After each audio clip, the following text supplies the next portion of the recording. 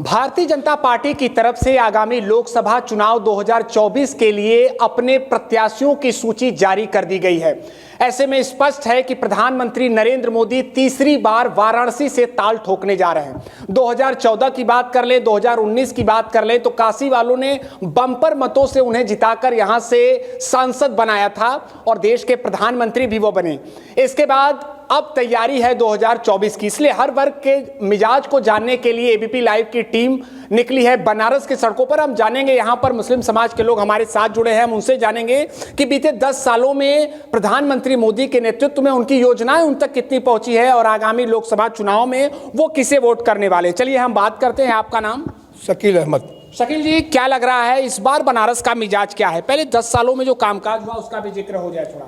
देखिए, मोदी जी 14-19 आपने कहा बम्पर वोटों से जीते हैं, हम सबकी खुशनसीबी है। हम लोग जिसे वोट देते हैं वो हमारे सांसद ही नहीं, देश के प्रधानमंत्री, विश्व के नेता कहलाते हैं भी। जो विगत 10 सालों में बनारस में कार्य हुए हैं उसकी कोई मिसाल ही नहीं है, कोई सोच भी नहीं सकता है। चाहे वो रोड को ले लीजिए, चाहे वो आप स्टेशनों को ले लीजिए, चाहे वो एयरपोर्ट को ले लीजिए, गोया कि मतलब कोई भी क्षेत्र में बनारस एकदम बदला बदला सा है। बनारस एकदम बदला बदला सा है। साहब, आप भी बनारस के हैं? मैं भी बनारस का यहीं का रहने वाला। शुभ नाम आपका? मैं हाजी हमीदुल हसन हूँ। अली साहब, एक बात बताइएगा, एक पहचान है बनारस की बुनकर समाज से, यहाँ की साड़ियाँ देश विदेश में मशहूर है, लोगों की शान बढ़ाने के लिए जानी जाती है। आपके समाज के लिए विशेष तौर पर बुनकर वर्ग के लिए कुछ हुआ है कि नहीं 10 सालों में? नहीं, बुनकर वर्गों के लिए तो बहुत हुआ है। जैसे माननीय प्रधानमंत्री ने 2014 में कहा था सबका साथ सबका विकास सबका विश्वास, तो उसी सिलसिले से लेकर आज तक जो कार्य किया जा रहा है तो सबके साथ किया जा रहा है। सबको योजना का लाभ मिल रहा है। जैसे हम लोग मुस्लिम हैं, हम लोगों को भी लाभ मिलता है। आयुष्मान योजना हो गई या मकान हो गया, ये सब जितना हो गया सबको मिलता है। अच्छा, आपके जाने पहचाने में या आपके जो भी लोग हैं वो किसी को भी आयुष्मान योजना का या आवास का, इसके अलावा जो अन्य योजनाएं हैं उसका लाभ मिला है? नहीं, हमारे बगल में जो लोग हैं आयुष्मान योजना का उनको भी लाभ मिला है, आवास योजना का भी लाभ मिला हुआ है और कई लोग ऐसे हैं जिनको मतलब ये लाभ मिला हुआ है, अभी तक मिल रहा है। अभी तक लाभ मिल रहा है। पापा, सब कुछ ठीक ठाक चल रहा है? जी हाँ, बिल्कुल, यहाँ सब कुछ ठीक चल रहा है। 10 सालों में बदला है बनारस आपको लगता है? बहुत बदला हुआ है। तमाम रोडें बन गई, पुल बन गया, आदमी को कारोबार मिल गया, रोजगार चल रहा है। अब क्या चाहिए बनारस? वैसे प्रधानमंत्री तो पहली बार हुए हैं। पहली बार प्रधानमंत्री। एक बात कही जाती है कि नहीं, इनके मतलब भारतीय जनता पार्टी के शासन आने के बाद कहीं न कहीं आप लोगों के अधिकारों का अनदेखा हुआ है, इसमें हकीकत है? ऐसी कोई बात नहीं है। ऐसी कोई बात नहीं? जी नहीं, ऐसी कोई बात नहीं है। चलिए, हम युवा साथी से भी बात करेंगे। क्या नाम है आपका? जियाउर रहमान अंसारी। ये बताइए, 10 सालों में, अच्छा 2019 में वोट दिया था लोकसभा चुनाव में जी, बदला कितना है बनारस? कामकाज दिख रहा है जमीन पर कि नहीं? बनारस के अंदर बहुत ज़्यादा परिवर्तन हुआ है। और यदि कह लिया जाए, माननीय प्रधानमंत्री जी का ये संसदीय क्षेत्र है। यहाँ पे आप चलिए, आपको गली दिखाते हैं, रोड दिखाते हैं, मोहल्ला दिखाते हैं। यहाँ पे विकास की चारी ओर गंगा बह रही है। अभी आप ये सरैया की पावन धरा पर आपका मैं हाजी मोबिन जी के आवास पर स्वागत अभिनंदन कर रहा हूँ। बगल में आप एक बहुत बड़ा सा ओवर ब्रिज का निर्माण कार्य देखते ही हैं। तो माननीय प्रधानमंत्री जी का नेतृत्व में गरीब के लिए बहुत कुछ उन्होंने किया और हमारी जो नारी शक्ति, हमारी बहनें यहाँ आई हैं, उनके लिए भी बहुत कुछ किया है।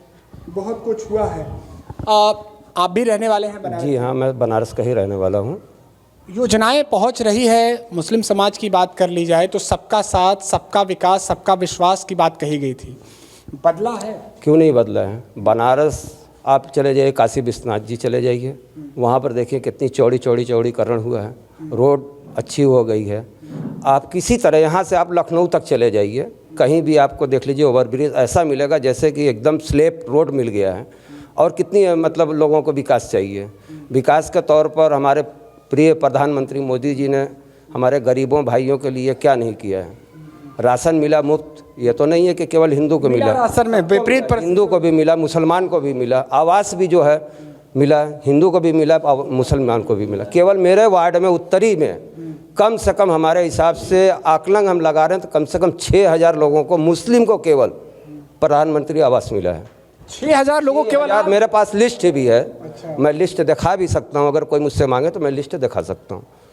बहुत बड़ी बात है आपके वार्ड में 6 उत्तरी की मैं बात कर रहा हूँ, ये जो पूरी उत्तरी हमारे विधानसभा में। हाँ, उत्तरी विधानसभा की मैं बात कर रहा हूँ, और दक्षिणी में अगर जाएगा तो कम से कम ये 10,000 चला जाएगा। 10,000 केवल मुस्लिम समाज के, केवल मुस्लिम समाज का।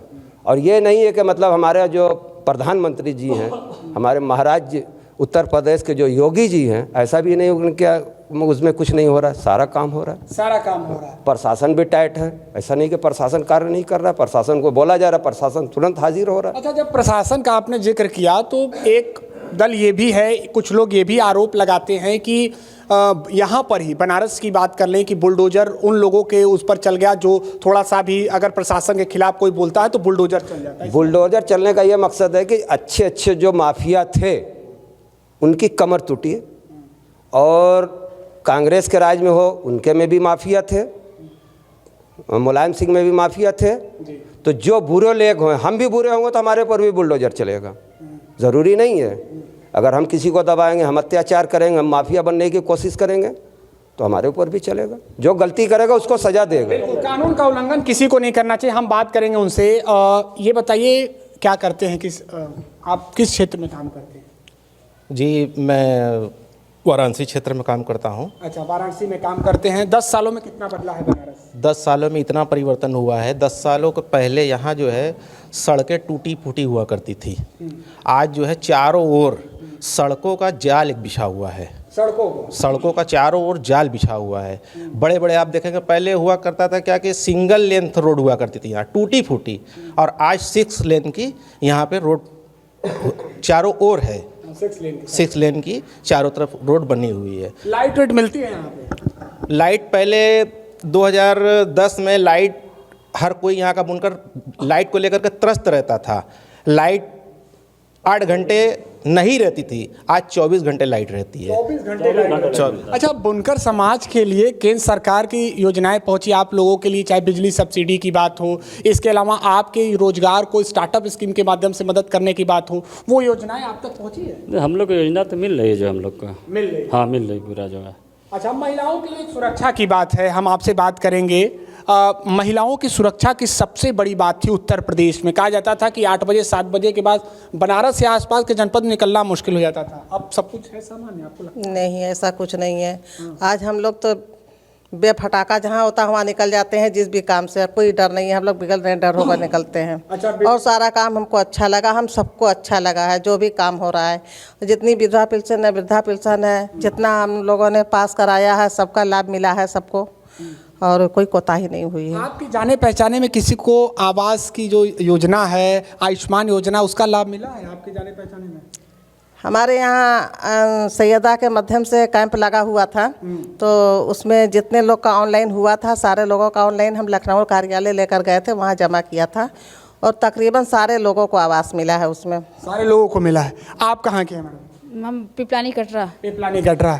बनारस में विकास 10 साल में तो हम लोग देख भी रहे हैं, इसीलिए हमने जिक्र भी किया। सड़क बना, लाइट बन गई, और फिर उसके बाद यहाँ की बहुत तस्वीर बदल गई। तो इस बार बनारस की जनता क्या प्रधानमंत्री मोदी जी को आशीर्वाद देने जा रही है, या फिर कोई दूसरे विकल्प पर भी सोच रही है? नहीं नहीं, हमारे प्रधानमंत्री जी को ही आशीर्वाद देंगे, बाकी और किसी को नहीं। क्योंकि उन्होंने विकास भी किया, महिलाओं का सम्मान भी किया, आवास योजना दी, शौचालय दिया, गैस कनेक्शन दिया, फ्री बिजली कनेक्शन दिया, तो हम उनके लिए आशीर्वाद देंगे कि दूसरे को देने जाएंगे। अच्छा, पहले की तुलना में, अब की तुलना में बदलाव आप देख रहे हैं? बहुत ज़्यादा बदलाव आया है।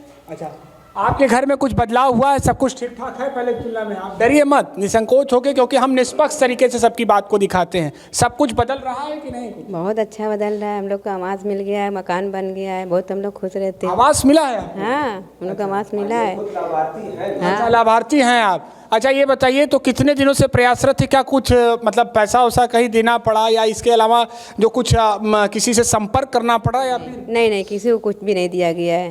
अच्छा, अब मिला, आवास मिल गया? हाँ, आवास मिल गया। अच्छा, और वहाँ बिजली उजली है? हाँ, बिजली सब है। निश्चित तौर पर जो सरकार की योजना है वो इन तक पहुंची है। चलिए हम जल्दी से सबसे कमेंट ये ले लेंगे कि इस बार कहा गया है भारतीय जनता पार्टी की तरफ से कि 8 लाख मतों से प्रधानमंत्री मोदी को काशी से जिता कर भेजेंगे और सभी रिकॉर्ड को ध्वस्त कर देंगे। चलिए, तो बातें आ रही है कि यहाँ पर बड़ी जीत के साथ भेजेंगे आप लोग संसद, तो कितने रिकॉर्ड मतों से जिताने का प्लान किया है? जैसे कि 2 बार माननीय प्रधानमंत्री जी यहाँ से जीत चुके हैं, तीसरी बार जिताने का लक्ष्य उनका है। तो जीते जिताए हम लोगों की कोशिश ये रहेगी कि ज़्यादा से ज़्यादा मुस्लिम वर्ग इस बार मतलब कि माननीय प्रधानमंत्री जी को वोट देकर एक रिकॉर्ड मतलब कि स्थापित करे कि जो कि ज़्यादा से ज़्यादा मतों से, जैसे 8 लाख आपने कहा, तो ये मतलब कि हम लोग की कोशिश है कि 8 लाख से भी ज़्यादा मतलब कि रहे कि 8 लाख वोट से जीते वो। 8 लाख वोटों से बीजेपी के कार्यकर्ताओं ने किया है। हम तो भाई आप लोगों की बात को दिखाएं। शकील भाई, एक बात और कहा जाता है, कोई और भी लोग, जैसे इससे पहले रात कि सुरेंद्र पटेल यहाँ से लड़ेंगे, महागठबंधन का जब ऐलान हुआ तो सुरेंद्र पटेल का नाम वापस हो गया। आपको लगता है कि अगर दूसरा कोई विकल्प आ जाए तो भी कड़ी चुनौती दे सकता है? देखिए, सुरेंद्र पटेल जी आए या अजय राय जी आए, मतलब हम किसी भी प्रत्याशी का मोदी जी से कोई मुकाबला नहीं है। आपने कहा, भाजपा के लोगों ने कहा 8 लाख कम बताया है। मोदी जी ने जो बनारस के लिए किया है, 10 लाख के ऊपर जीत होनी चाहिए। 10 लाख के ऊपर जीत होनी चाहिए। देश में एक रिकॉर्ड बनेगा। इतना काम किया पूरे देश में कर रहे हैं ना, बनारस तो किया ही है। अब विश्व के नेता को हम 10 लाख से ऊपर न जीता है तो हमारे लिए तो गलत है ना। तो हमारी कुछ नसीब है कि तीसरे बार हमें चुने हैं, हमें वोट देने का मौका मिला अपने प्रधानमंत्री विश्व के नेता को। तो 10 लाख से कम क्या जिताए हम? अब भाई मोदी जी ने जो काम किया है, जो विकास किया है या जो स्कीमें दी हैं, उसका लाभ तो सभी को मिल रहा है। कोई ऐसा नहीं कह सकता है कि खाली एक वर्ग को मिल रहा है। जितने भी देश में धर्म पंथ के लोग रहते हैं सबको मिल रहा है। अभी आपने पूछा होगा, आप शहर में घूम रहे हैं, मगर आपको ये लगा होगा कि सारे लोगों को मिल रहा है। अब मोदी जी ने जो किया है, अगर कोई भी वर्ग बनारस में जाएगा तो सीधे मोदी जी को वोट देगा। पार्टी तो एक अलग वो चीज़ है, वो मोदी जी को वोट देगा। इसलिए कि मोदी जी अगर कहीं से बनारस से मुंह मोड़ दिए तो हम तो सब अधूरे रह जाएंगे। जो चीज़ अभी आगे बहुत सारी चीज़ें होनी है, अभी बहुत सारी होनी है, बहुत उम्मीदें आप लोग। 8 लेन 10 लेन और 12 लेन जो होना है वो सब रुक जाएगा। इसलिए मोदी जी को तो छोड़ने का सवाल ही नहीं है।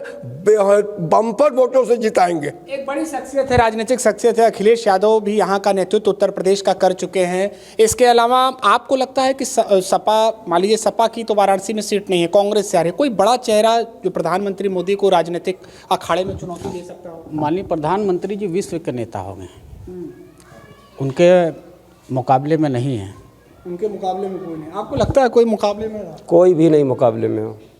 एक भी आदमी ऐसा कोई नहीं है बनारस के अंदर कि हमारे प्रधानमंत्री जी के खिलाफ खड़ा हो सके, ये आप समझ लीजिए। अच्छा, आपने अभी जिक्र किया कि उत्तरी में हज़ारों लोगों को आवास मिला है, अब बिजली व्यवस्था, कुछ ऐसी बातें बताइए। क्या बुनकर समाज का एक बहुत बड़ा आरोप रहता है कि नहीं, वो व्यवस्थाएं नहीं मिली, वो चीज़ें नहीं हमारे बदली, उम्मीदें बहुत थी लेकिन सभी उम्मीदों पर खरा नहीं। ये बताइए कि कांग्रेस ने सरकार कितने साल राज किया?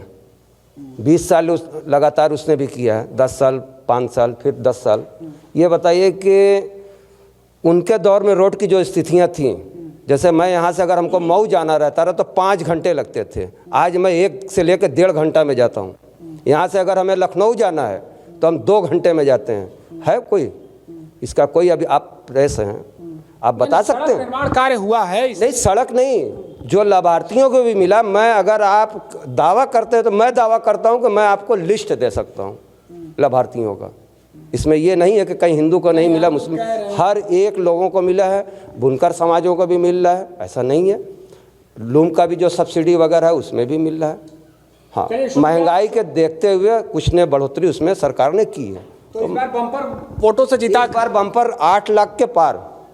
8 लाख के पार। तो ये थी हमारी मुस्लिम समाज के लोगों से बातचीत। ऐसे में उनका कहना है कि कहीं ना कहीं जो केंद्र सरकार की योजनाएं हैं उनका लाभ है, उन तक पहुंचा है और इसका असर आगामी लोकसभा चुनाव 2024 में भी देखने को मिलेगा। एबीपी लाइव के लिए निशांत चतुर्वेदी, वाराणसी।